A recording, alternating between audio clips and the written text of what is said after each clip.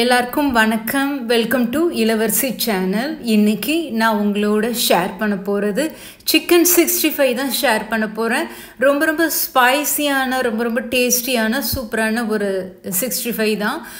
நானாக இன்றைக்கி டிஃப்ரெண்ட்டாக ஒன்று ட்ரை பண்ணேன். ரொம்ப டேஸ்டியாக இருந்தது. ஸோ அதான் நான் வீடியோவாக எடுத்து உங்களோட நான் ஷேர் பண்ணுறேன். வாங்க இது எப்படி செய்கிறதுன்னு நம்ம பார்க்கலாம். இன்னும் சப்ஸ்கிரைப் பண்ணலைன்னா இளவரசி சேனலுக்கு சப்ஸ்கிரைப் பண்ணுங்கள். உடனுக்குடனே அப்டேட் வேணும் அப்படின்னா பக்கத்தில் இருக்க பெல் பட்டனில் ஆளுங்கிற ஆப்ஷனை எனேபிள் பண்ணிக்கோங்க.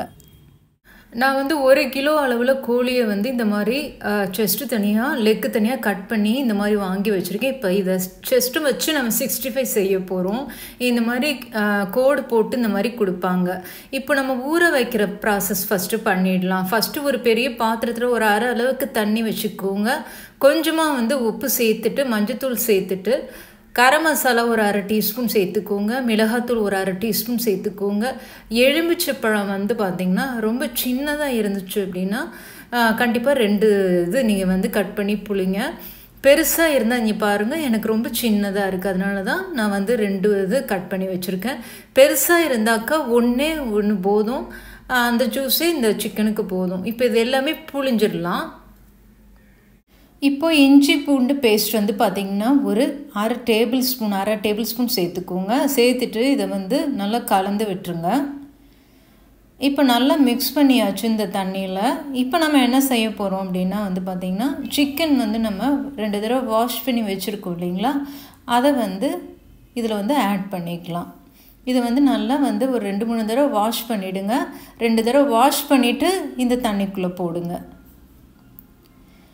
இப்போது இதை தண்ணியில் போட்டாச்சு. இப்போ நம்ம இதை நம்ம என்ன செய்ய போகிறோன்னா ஃப்ரிட்ஜில் ஃப்ரீசர் இருக்கும் பார்த்தீங்களா, நல்லா ஐஸ் கட்டி ஆகக்கூடிய ஃப்ரீசரில் ஜஸ்ட்டு ஒரு மணி நேரம் வச்சுருங்க. 1 மணி நேரம் கழித்து நம்ம அதை எடுத்து மசாலா தடவலாம். இப்போ 1 மணி நேரம் ஆச்சுங்க. இங்கே பார்த்தீங்கன்னா கறி பார்த்திங்கன்னா உப்பி போன மாதிரி இருக்கும் பாருங்கள். பயங்கர சில்லுன்னு வேறு இருக்குது. இந்த மாதிரி உப்பி போன மாதிரி இருக்கும். இப்போ இந்த சிக்கனை பார்த்திங்கன்னா நம்ம எடுத்துகிட்டு தண்ணி வடிகட்டுவோம் இல்லைங்களா, வடிகட்டி அதில் இதை வச்சிடலாம். வச்சுட்டு நம்ம துண்டுகளாக்கி மசாலா தடவிடலாம். இப்போது தண்ணி வடிகிறதுல சிக்கனை வச்சுட்டேங்க. ஒரு 10 நிமிஷம் விட்டுட்டோம் அப்படின்னா தண்ணியெல்லாம் நல்லா வடிஞ்சிரும். அதுக்கப்புறமா நம்ம பீசஸாக கட் பண்ணலாம். ஊற வச்ச இந்த தண்ணி தேவையில்லை, அதனால் கீழே ஊற்றிடலாம். இப்போது நம்ம சிக்கன் எல்லாம் துண்டுகளாக ஆக்கிக்கலாங்க. நீங்கள் இந்த மாதிரி நீங்கள் கட் பண்ண வேணாம் அப்படின்னு நீங்கள் நினச்சிங்கன்னா சிக்கனை கட் பண்ணியே நீங்கள் வாங்கிட்டு கூட இந்த மாதிரி தண்ணியில் ஊற வைக்கலாம். ஆனால் தண்ணி பார்த்திங்கன்னா ரொம்ப அதிகமாக அதுக்கு தேவைப்படாது. தண்ணியோட அளவை கம்மி பண்ணிக்கோங்க, அவ்வளோதான். ஆனால் எல்லாமே ஒன்று தான், ப்ராசஸ் எல்லாமே ஒன்று தான். இப்போ நான் பெரிய பீசஸாக உள்ளதை சின்ன துண்டுகளாக கட் பண்ணிவிட்டு நான் உங்களுக்கு காமிக்கிறேங்க. இந்த கறி பீசஸ்லாம் எனக்கு வீட்டில் எல்லோரும் எந்த சைஸில் சாப்பிட பிரியப்படுவாங்களோ அது மாதிரி நான் கட் பண்ணிகிட்ருக்கேன். இது நான் கரெக்டான ப்ராசஸில் இது நான் கட் பண்ணல. இது நமக்கு இது எல்லாமே புதுசு. ஜஸ்ட்டு ட்ரை பண்ணுறேங்க.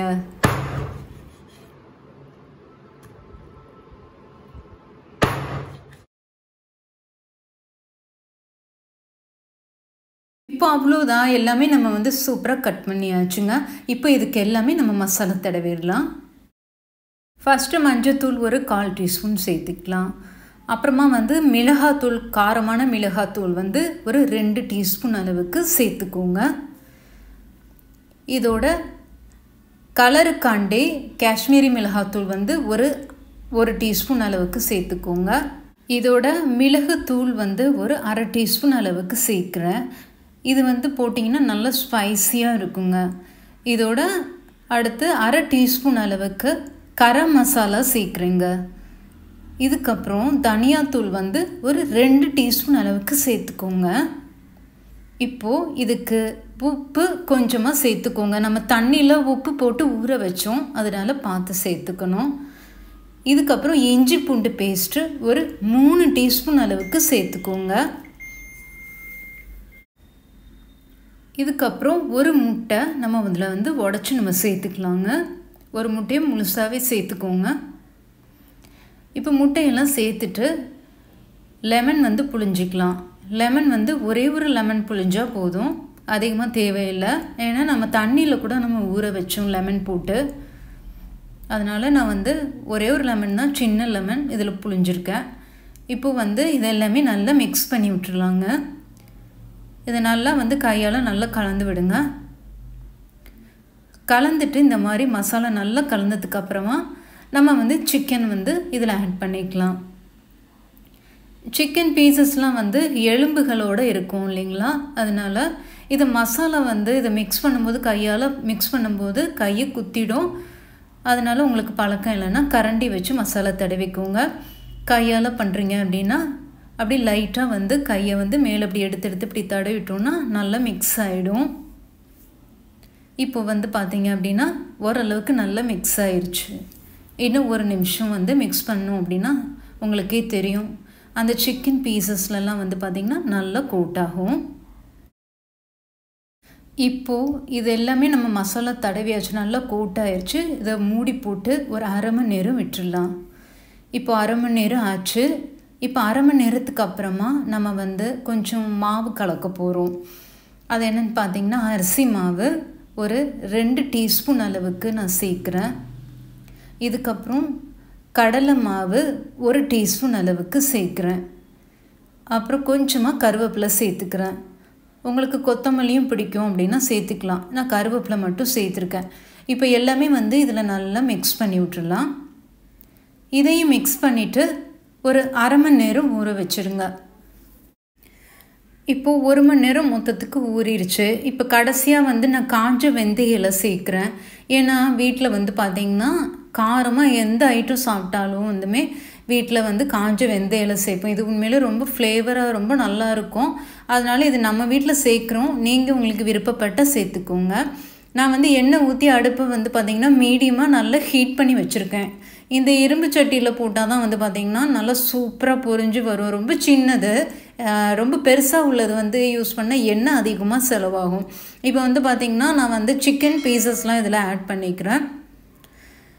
ஒரு கருவேப்பிலை போட்டுட்டு நான் செக் பண்ணி பார்த்தேன். பார்த்திங்கன்னா நல்லா பொரியுது. இப்போ போட்ட உடனே வந்து பார்த்திங்கன்னா அப்படியே பொரிஞ்ச மாதிரி அப்படியே சூப்பராக ரோஸ்ட் ஆகும். இப்போ வந்து இந்த ஸ்டேஜில் வந்து அடுப்பை சிம் பண்ணி வச்சுடுங்க. ஏன்னா இது பயங்கரமாக ஹீட் ஆகிட்டே இருக்குது. இப்போ வந்து திருப்பி போட்டுடலாம். அதாவது கறி போட்ட உடனே வந்து ஒரு 2 நிமிஷம் குக் பண்ணிவிட்டு அதை திருப்பி போடுங்க. உடனே வந்து திருப்பி போடக்கூடாது. அடியில் வந்து பார்த்திங்கன்னா ஒட்டக்கூடாது. அந்த மாதிரி இது வந்து எண்ணெய் வந்து நல்லா ஹீட்டாக இருந்துச்சுன்னா அடியில் வந்து சிக்கன் பீசஸ்னால் ஒட்டாது. இப்போ வந்து பார்த்திங்கன்னா திருப்பி போட்டுட்டேன். இன்னும் ஒரு 2 நிமிஷம் அது வந்து குக் ஆகட்டும். இப்போ பார்த்தீங்க அப்படின்னா சூப்பராகவே இது வந்து நல்லா குக் ஆகிருக்கு. இன்னும் கொஞ்சம் ரோஸ்ட் பண்ணோம் அப்படின்னா ரொம்ப சூப்பராக அப்படியே க்ரன்ச்சியாக ரொம்ப டேஸ்ட்டாக ஸ்பைஸியாக இருக்குங்க. இன்னும் 1 நிமிஷம் ஆகட்டும். இப்போ பார்த்தீங்க அப்படின்னா நல்லா வந்து ரோஸ்ட் ஆயிடுச்சு. பாருங்கள், ரொம்ப குயிக்காக வந்து சமைக்கக்கூடியது சிக்கன் 65 தான். சூப்பராக நம்ம வந்து சிக்கன் 65 அருமையாக செஞ்சாச்சுங்க. இது எண்ணெயில் 5 நிமிஷத்தில் பொரித்து எடுத்துடலாம். ஈஸியாக குக் ஆகிடும். பார்த்தீங்க அப்படின்னா ரொம்ப அட்டகாசமான டேஸ்ட்டில் இருக்குது. நான் வேணால் உங்களுக்கு ஒரு சிக்கன் பீசஸை வந்து பாருங்கள், நான் உங்களுக்கு பிச்சு காமிக்கிறேன். சாப்பிட்றதுக்கே ரொம்ப நல்லாயிருக்கும். நம்ம தண்ணியில் ஊற வச்சதுனால இந்த மாதிரி ரொம்ப சாஃப்டாக இருக்கும். உள்ளே சாப்பிடும்போது உங்களுக்கு பல்லுலேயும் மாட்டாது. அவ்வளோ சூப்பராக இருக்கும். ரொம்ப டேஸ்ட்டாக இருக்குங்க. கண்டிப்பாக இந்த ஸ்பைசியான சிக்கன் 65 இந்த வாரம் ட்ரை பண்ணி பாருங்கள். உங்களுக்கு இந்த ரெசிபி பிடிச்சிருந்துச்சுன்னா மறக்காமல் ஒரு சப்ஸ்கிரைப் பண்ணுங்கள். நான் இன்னொன்று சூப்பரான ஒரு ரெசிபி வீடியோவுடன் உங்களை நான் சந்திக்கிறேன். தேங்க்ஸ் ஃபார் வாட்சிங். நன்றி, வணக்கம்.